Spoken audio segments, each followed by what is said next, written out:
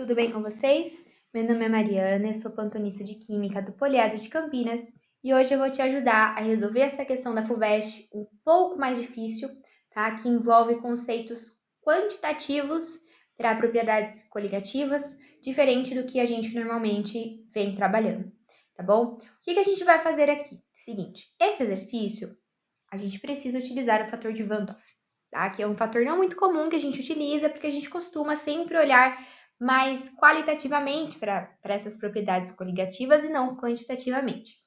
Mas qual que é a ideia desse fator de Van 't Hoff, tá? Vou explicar para vocês e aí eu explico como isso se aplica no exercício. Ó, esse fator, ele utiliza na sua conta para a gente calcular, né, nesse cálculo, a variação da temperatura. Que temperatura? Quanto, né, que a adição daquele soluto não volátil variou no ponto de fusão, por exemplo, ou seja, quanto que variou na temperatura de solidificação, porque crioscopia a gente olha para alteração, né, na solidificação, certo?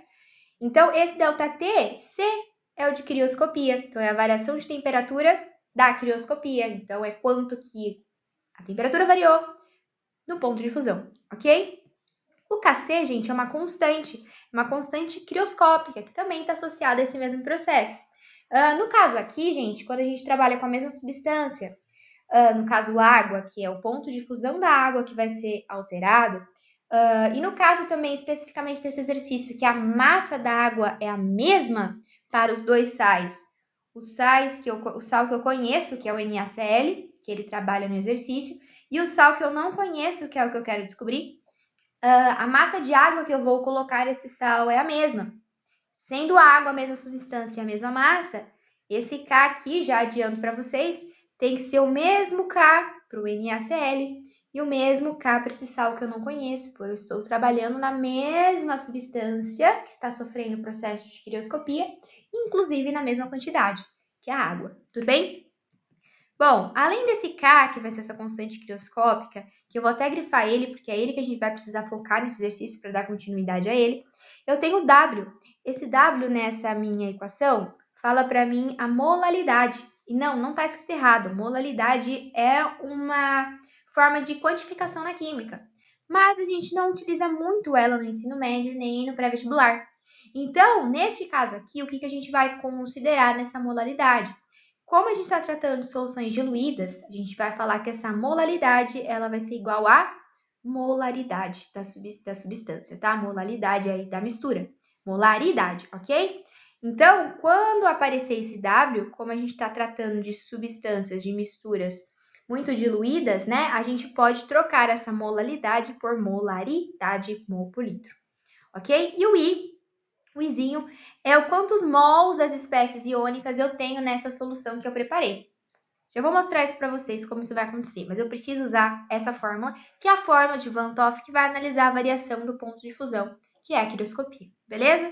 Então, como que eu vou descobrir que é isso que ele quer? Aquele sal X, né, que vai realizar o abaixamento de menos 0,925 graus Celsius daqueles 100 gramas de água. É esse o X da história. Como eu já comentei com você, esse K tem que ser o mesmo tanto para o NaCl e tanto para esse sal X. Então, basta a gente encontrar o Kc, cuidado que não é o mesmo Kc do equilíbrio químico, tá bom? Que a gente vai conseguir aí encontrar, então, qual vai ser o nosso sal misterioso. Dá uma olhada. Então, usando essa fórmula, eu vou pegar a quantidade, tá, de NaCl, vou partir do NaCl para encontrar o K. Quantidade de NaCl. Como que eu faço? Segundo exercício, ele coloca 0,010 mol de NaCl em uma quantidade de 100 gramas de água.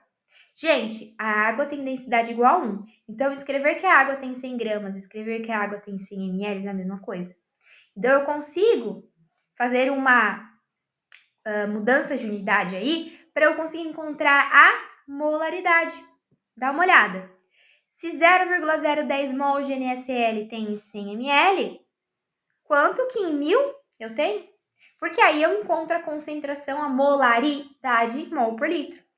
Então aqui, gente, ó, repara que eu consegui encontrar já a molaridade, né? Porque esse W mesmo que indica a molaridade, a gente considerou que a molalidade vai ser igual a molaridade. Tá bom? Muito trava-língua aí, né? Então, a gente já encontrou da nossa fórmula esse W. Vamos ver o que mais a gente sabe? Ó, a gente consegue encontrar o I. Lembra que o I é a quantidade de íons em solução? Como a gente encontra esse I? Você tem que pegar o seu sal e você tem que dissociar ele. Repara que para cada mol de sal que eu dissocio, no caso do NaCl, eu não produzo 2 mols de íons? Então, é essa soma desses mols produzidos que vai ser o meu I. O meu I, então, vai ser a soma do 1 de Na, do 1 do Cl, portanto, o meu I da minha fórmula aqui, eu já descobri que é 2.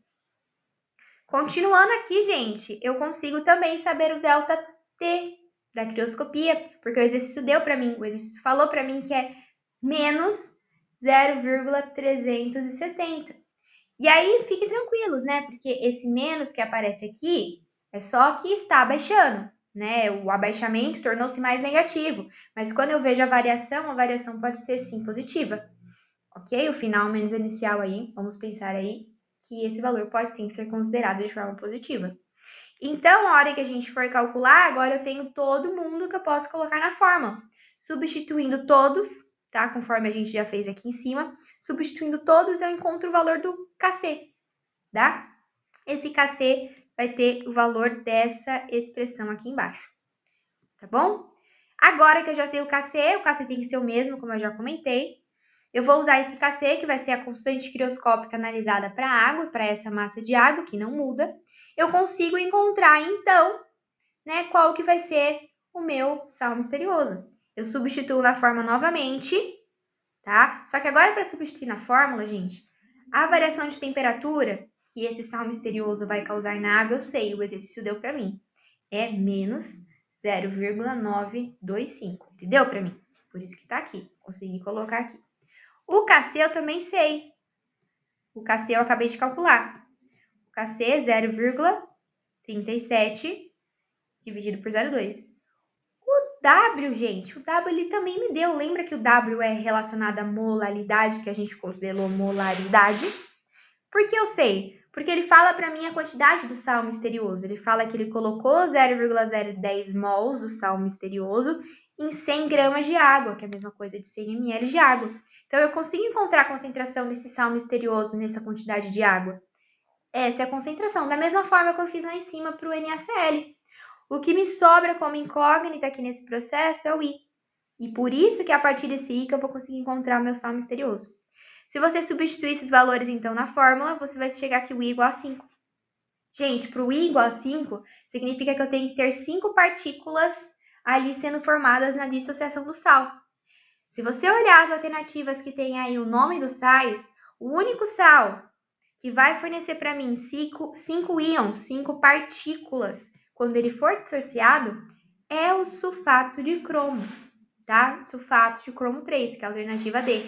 Quando você transforma o sulfato de cromo 3, né, para a fórmula do composto, e você faz a dissociação, você vai ver que para cada 1 mol desse cara eu produzo 2 cromos e 3 sulfatos. Se você somar, então, 2 com 3, eu tenho 5, que esse 5 vai ser justamente o meu I, que é o que eu calculei aqui em cima, certo? Então, isso me dá a letra D de dado. Gente, é um exercício muito difícil, não é um exercício fácil, tá bom? Requer aí muita atenção, um exercício que foge do convencional, mas que a gente precisa estar preparados para fazê-lo também. Beleza, gente? Espero ter ajudado vocês. Bons estudos e estamos juntos!